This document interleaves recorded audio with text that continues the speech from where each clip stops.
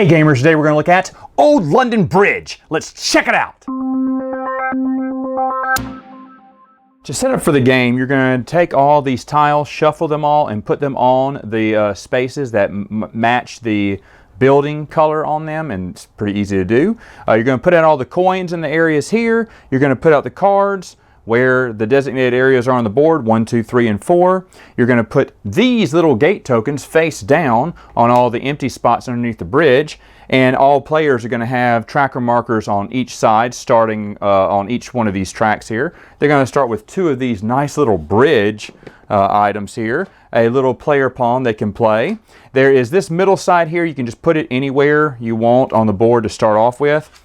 And then you'll have, everyone starts off with cards 0 and then 1 through 4. Now, playing this game is super simple. What you're going to do is on every turn you're going to flip over one of these gates here. The first round you won't do that, but after every round after that you'll flip over one of these gates. So let's say this is turn 2.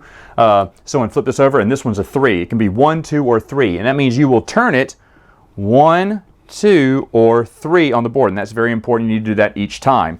After that, all players look at their hand and then they play their cards face down. The person with the highest number card will go first, and so on and so forth. Now, if there are any ties, this track, whoever's farthest around on this track, or if there's a tie, whoever's on top would go first. So that track is the tiebreaker, and you may have several tiebreakers in the game. After that, if you played a numbered card, you're going to put that card back on its respected area on the game board, unless it's the 0. If you played the 0, you see it's a different color here. This 0 goes back into your hand. So everyone starts with the 0. If you want any extra cards, you'll have to get them. Now, how do you get them? Well, that's how the rest of the game goes. In that turn order, everyone's going to be placing their little man. They place it anywhere on the rondel except for wherever the X is. You can't play there, and you will gain the coins that are shown there.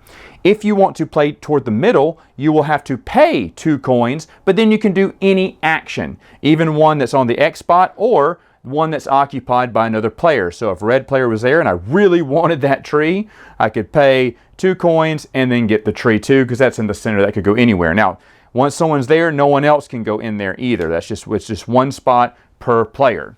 Now, each one of these tiles is stuff you're going to be putting on your player board just like so. And the important things to look at are the shields above and, of course, the number, because all these numbers must be in descending order. So, for instance, let's say on the first turn, I picked this one. Well, now I have to pick something lower than 36. So I couldn't put this 44 here, but I could put something like this 23 here, and then maybe next time this 15 here, and then finally the next round maybe put this 2 here. Now, what happens if I can't go any lower? Well, if you ever play a tile that's higher than the tile before, you're going to have to remove that tile from your board, and you can't replace it. It's an empty space. There's negative victory points for empty spaces at the end of the game.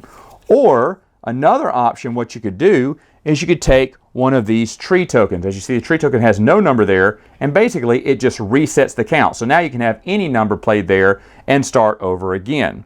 The second thing you need to look at is the shields here, because the shields will strengthen that action. Whatever color you have, same color of that action you take, will be the strength of whatever that action is. So let me tell you what each one of these actions do.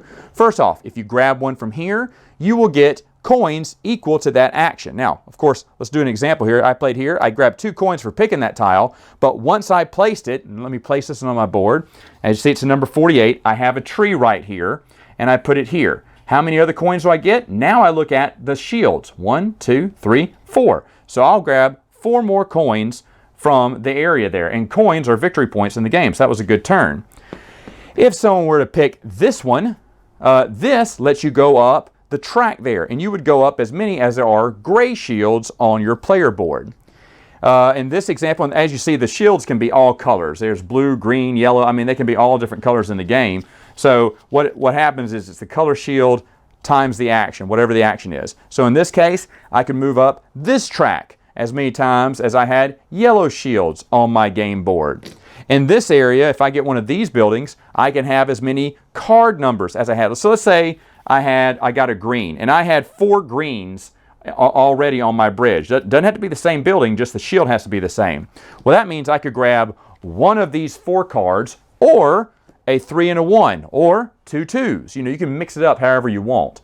But that's your strength of the action. As you see, as you're building across these 2 bridges here, your actions are going to get more and more powerful. Now, according to the tracks here, whenever you pass over one of these little areas here or land on it, you can get one of the top little tokens there. Those give you little cheats in the game, and if you don't spend them at the end of the game, they're worth 1 victory point each. Crossing over here will get you just extra coin. And of course, if you reach the end of any track, you'll get 10 coin, but that's extremely hard to do. Let's see, this one here, this building. This doesn't give you a certain action, but look at that. It has all 4 shields. So it'll strengthen any of the other actions that you do in the game. So it's good to have a few of these. And I've already explained what trees do. Trees will basically reset that number there so you can get the highest and go down to lowest. After everyone has picked one, then you're going to flip over another one of these gate tokens. Once all these gate tokens have been flipped over, your bridge should be completed, and then you'll go to final scoring. And final scoring is written here on the board. Whoever's farthest along on this track, first player gets 5 victory points, second player gets 3 victory points, and third player gets 1 victory point. Same victory points on this track as well, and on the total amount of these cards. So for instance, if I had 7 and another player had, 2, 4, 6, let's say 8, they would actually beat me because they had more value than these cards. Again, ties are decided by that track there. And then first player would get 5, second player would get 3, last player would get 1 victory point. The last thing you're going to look at, and again this says on the board here, however many pieces on your bridge you have. If you planted one in there that was higher than the other building number, you'd have to, of course, remove it from your bridge there. And the more you miss, the more victory points you're going to lose, which is basically money. After that, everyone adds up their money, any unused tokens there, and whoever has the most money wins. Now, there are alternate ways to play this game. There are different gates, as you see here, so you can always mix it up, so the wheels turning at different times. And you have these extra things you can place over the game board here to change up the rules a little bit, how you would change up end of game scoring there. So a lot of replayability here in Old London Bridge. Final thoughts. What do I think about the game? Well, it's Queen Games. You know what I think. I've been looking at this game for earlier this year. It was on Kickstarter and it was way too much. I mean, it's not worth 60 bucks. It's more like 30 bucks. So when this game goes on sale, you should definitely pick it up. When I first saw it, I was like, oh, this is a gateway game, right, for new players. But man, it's got some choices. I'm going to say it's like a next step game, really, because getting the numbers and then getting the shields. And suddenly you say, oh, I got a lot of gray shields. I only need to start looking at gray shields. Even though I don't need this actual tile, that will definitely help me out for future moves. And of course, at first I thought, okay, the strongest move, and it is the strongest move, is to go for the money, because money is victory points. That's straight up victory points. But I didn't always pick that house. I had to pick a tree because I had to reset my number count. I had to pick this high tile, even though I didn't want it, but I knew that I have more choices going forward. The building that has all 4 shields. I picked up one of those, and those were great. Pick up a few of those, and they'll make every other move more powerful.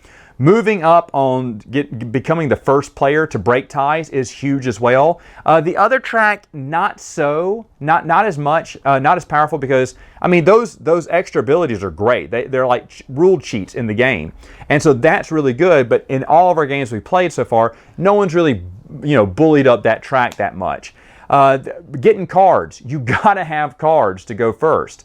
After a while, someone was playing, they played all their number cards and all they had was their 0, and they were guaranteed to go last unless they moved at that board, so they started investing in cards. So you've got to get cards. You've got to get each one of these buildings. It forces you to get a variety on that, and that's the beauty of this game.